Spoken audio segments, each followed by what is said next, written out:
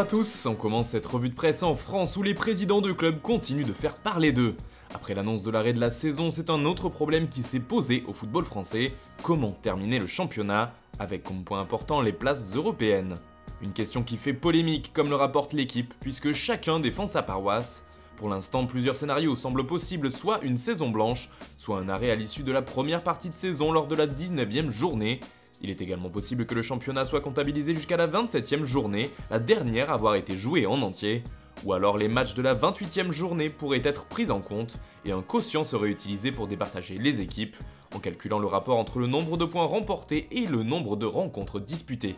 Pour l'instant, Noël Le Graët, président de la Fédération française de football, se pose en arbitre sur ce dossier.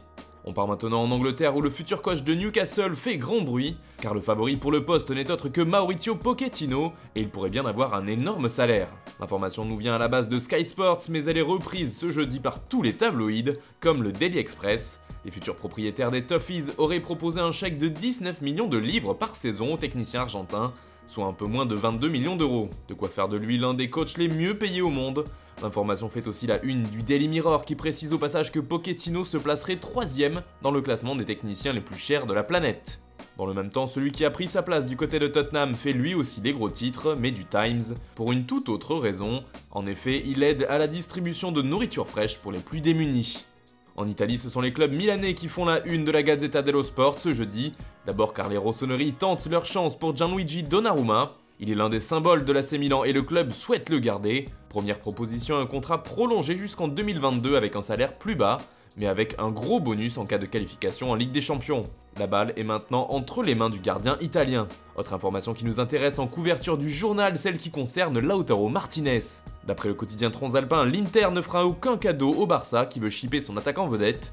Les Nerazzurri n'accepteraient de le voir partir qu'avec une grosse somme d'argent sur la table des négociations, minimum 90 millions d'euros, car sa clause libératoire qui s'élève à 111 millions d'euros ne peut être levée que dans les 15 premiers jours du mois de juillet.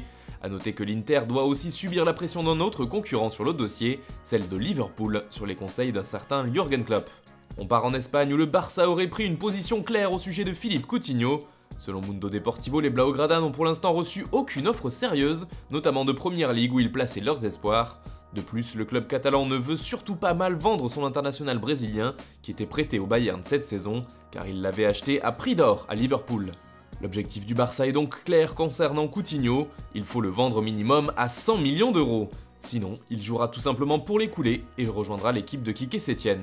On reste dans la presse catalane avec la couverture du journal Sport du jour. Plusieurs informations mercato avec notamment les déclarations d'Arthur concernant son possible départ. Le milieu brésilien a voulu mettre un terme aux rumeurs en affirmant qu'il voulait rester à Barcelone et ne comptait pas quitter son club. Il y a ensuite la question Nelson Semedo, annoncée sur le marché des transferts. Le latéral du Barça aurait trouvé preneur avec Manchester City, il serait tout proche du club anglais selon Sport, mais du côté des Sky Blues on insisterait sur le fait d'inclure Joao Cancelo dans la transaction. Enfin, dernière info du jour dans le journal catalan, elle concerne le jeune Ansu Fati. Le Borussia Dortmund serait très chaud sur la pépite du Barça, car Jadon Sancho risque de partir au prochain mercato.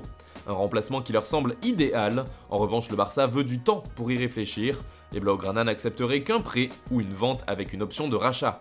On termine ce tour de la presse en Allemagne avec du nouveau sur le dossier Leroy Sané au Bayern.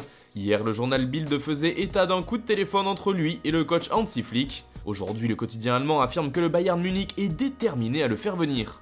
Le club bavarois et son entraîneur hésitaient avec Timo Werner, mais aujourd'hui le choix est fait. Et c'est l'attaquant de Manchester City qui a les faveurs du champion de Bundesliga. Ce dernier espère d'ailleurs que la crise actuelle fera baisser son prix à hauteur de 70 millions d'euros. D'ailleurs, d'autres dossiers pourraient être impactés par cette crise, et notamment celui de Paul Pogba, si on en croit le journal AS. D'après le quotidien ibérique, le manque de liquidité que subit Manchester United pourrait pousser le club à vendre son milieu de terrain au Real Madrid. Il ne restera alors qu'un an de contrat aux Français et les Red Devils ne devraient pas en demander plus de 100 millions d'euros, explique AS. Voilà, c'est tout pour ce matin, bonne journée à tous et restez chez vous, on se retrouve très vite.